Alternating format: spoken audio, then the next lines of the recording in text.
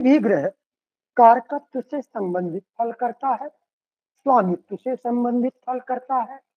फिर जहां स्थित है,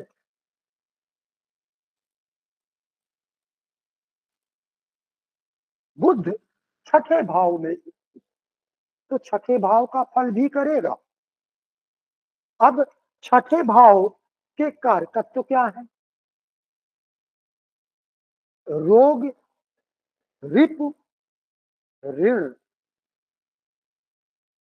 रोग तो समझ में आ गया होगा। रिपु का मतलब है शत्रुता या शत्रु, और ऋण का मतलब है कर्ज। तो इनका भाव है। इसके अलावा ये प्रतियोगिता का भाव भी है।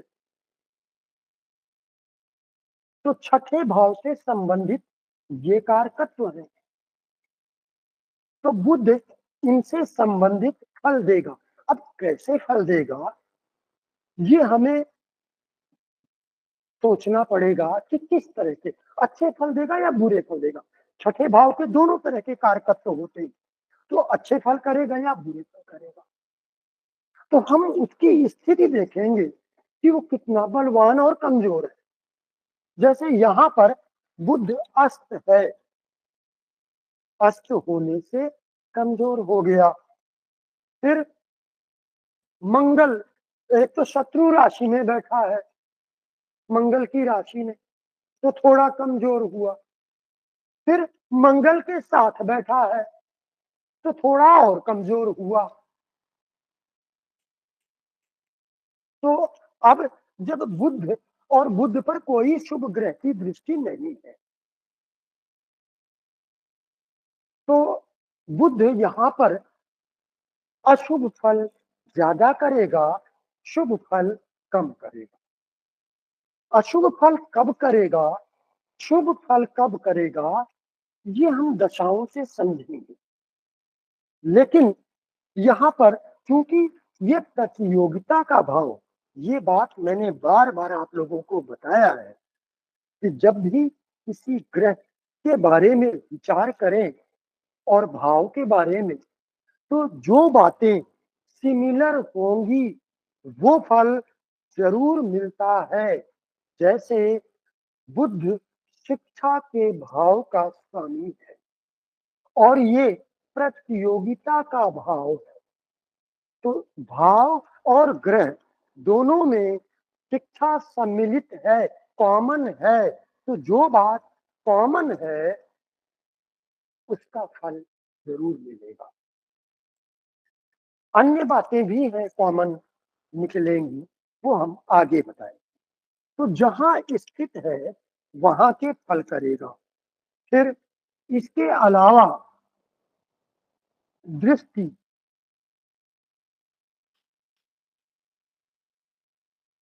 बुद्ध की दृष्टि केवल सातवीं दृष्टि होती है और द्वादश भाव पर पड़ रही है। इसलिए बुद्ध द्वादश भाव का फल भी करेगा, अच्छा या बुरा। अभी केवल मैं आपको ये बता रहा हूं कि कोई भी ग्रह कितने तरह के कैसे कैसे फल कर सकता है। अब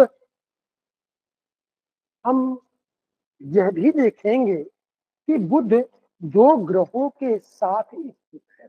इस पर किसी भी ग्रह की दृष्टि तो नहीं है, लेकिन दो ग्रहों के साथ स्थित है।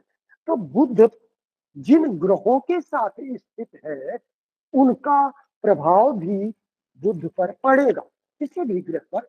यहाँ हम चूंकि अभी बुध की बात कर रहे हैं, इसलिए हम बार बार बुध बोलते हैं।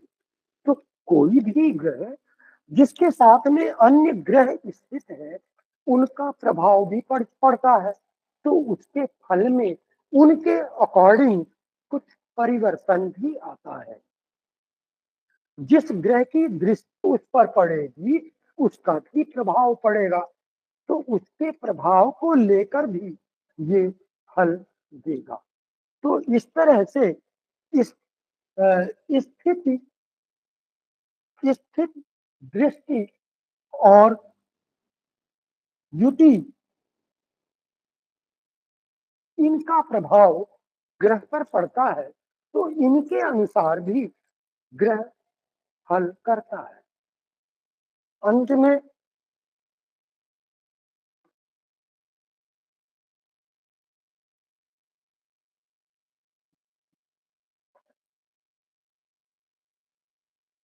काल पुरुष की कुंडली के अनुसार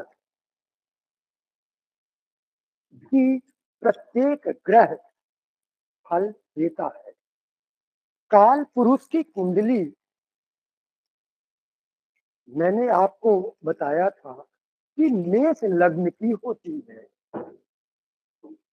तो यदि मेष लग्न है तो काल पुरुष की कुंडली में बुध तृतीय भाव और छठे भाव का स्वामी बनता है।